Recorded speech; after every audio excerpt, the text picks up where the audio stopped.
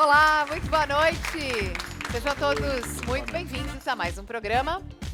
Hoje temos uma convidada. Temos uma convidada especial. Política, uma deputada federal, Tabata Amaral. Ela faz parte de uma geração que quer dar uma nova cara para o Congresso Nacional. A Tabata é filha de um cobrador de ônibus e de uma diarista. Foi criada aqui em São Paulo, na Vila Missionária, uma periferia da capital, e se graduou em Ciências Políticas e em Astrofísica em Harvard, nos Estados Unidos. Ela tem 25 anos e ocupa seu primeiro cargo em Brasília.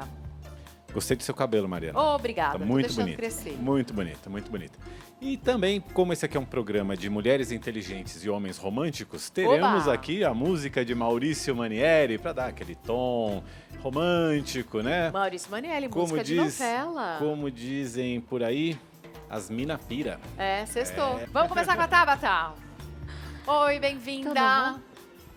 Obrigada Sabe pelo que eu convite. acho que o primeiro vídeo seu que eu vi, você não aparecia, mas tinha só o áudio de uma pergunta sua para o Círio e ele falava, o que você faz? Astrofísica, era você? Era eu, lá em Perguntando para o 2016. Ciro Gomes, em Harvard, sobre política, né?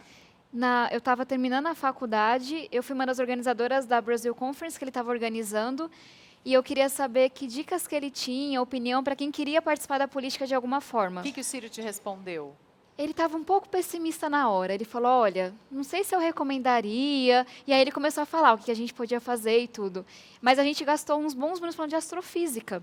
Porque ele, como estudioso de muitas coisas, queria debater buracos negros e multiverso e por aí Imagino vai. que você deve ter pirado com a imagem do buraco negro que os cientistas revelaram recentemente, né? Significou muito para mim, não só porque é uma conquista gigantesca para a ciência, mas porque é a primeira vez que uma das mulheres que contribuíram veio à luz. Mulheres sempre contribuíram, e muito, mas elas ficam ali nos bastidores, não aparecem tanto. Então, ver o buraco negro e uma cientista mulher valorizada, jovem, para mim fala de uma ciência um pouco mais diferente. É, sim, ela estudava no MIT, foi ela que criou Todo o o programa algoritmo que para conseguiu- pegar Aham. todos os pedacinhos das imagens feitos ao redor do mundo. É impressionante, eu também fiquei bem contente. Eu fiquei com essa- orgulhosa. É, eu também, eu também.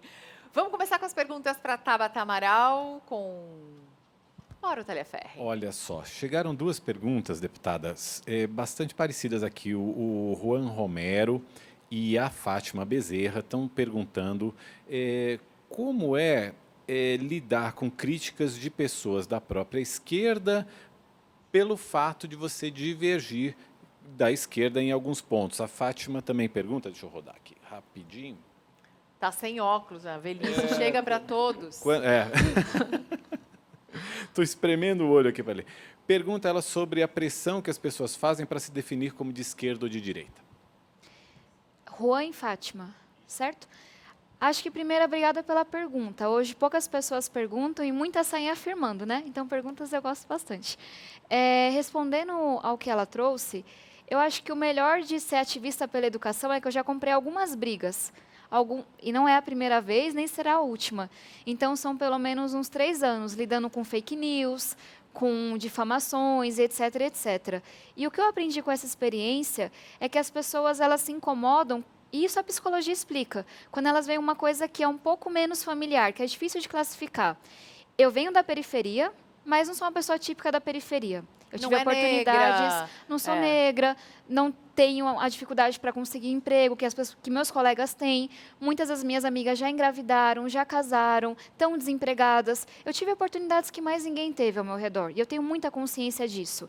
Mas eu também não sou a pessoa típica de Harvard. Eu não fui em parque, eu não fui em museu, eu trabalho desde pequenininha, assinei minha carteira lá muito jovem. Não foi seu pai e sua mãe que te mandaram para Harvard com tudo Não, pago? foi bolsa da faculdade, eu trabalhei nos 4 anos como babá, recepcionista. Então, as experiências são diferentes, o linguajar é diferente. E aí, eu me considero de centro-esquerda, defendo a educação, falo do combate à desigualdade, mas prezo por aquilo que funciona. Falo de gestão, falo de eficiência. Então, eu acho que tudo isso sozinho é muito coerente, mas o pacote é difícil de classificar. E as pessoas se incomodam e aí a gente fica batendo para todo mundo entrar na caixinha que a gente desenhou. Aí ficam e te eu vou- cobrando um rótulo, né? Ficam, só que eu não posso deixar meu trabalho ser motivado por isso.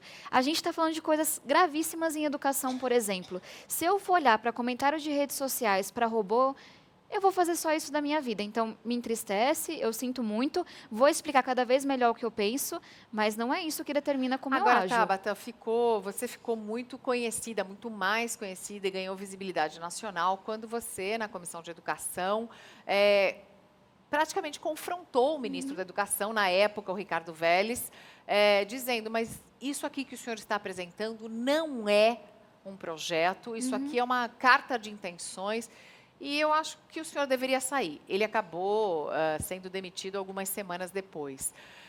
O substituto é melhor? Eu acho que isso o tempo vai dizer para a gente. Temos o benefício da dúvida, mas eu tenho algumas preocupações.